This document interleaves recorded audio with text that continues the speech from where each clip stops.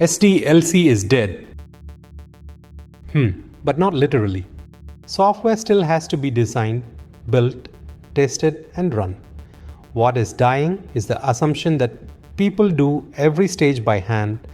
For 30 years, teams walk through one life cycle. Requirements, design, build, test, release. That sequence is not gone. But coding agents now reach into all of it, and the old name no longer tells the full story. 3 minutes on the shift and what it does to your job, not just your code. Take a real change. A bank anywhere from New York to Mumbai to Singapore needs an update to its customer notification system. The old way, an analyst writes the requirement, a developer studies the code, someone else writes the tests, someone else updates the release notes.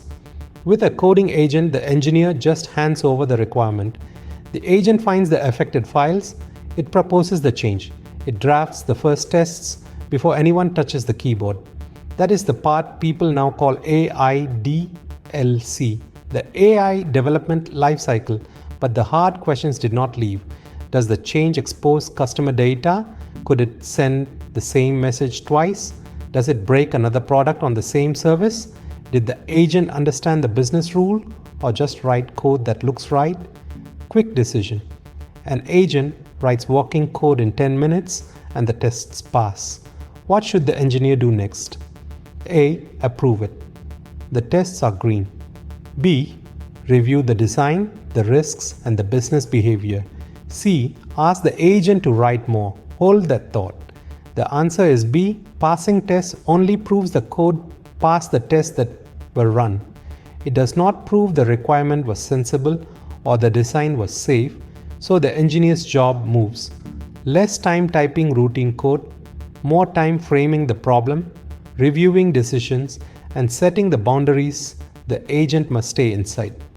And a warning, AI can pile up technical debt far faster than a human team if nobody understands what was produced. Speed without control just delivers the mistakes sooner. So is SDLC really dead? No. But the old way, where people produce every piece by hand, is fading. Here is the reversal nobody says out loud.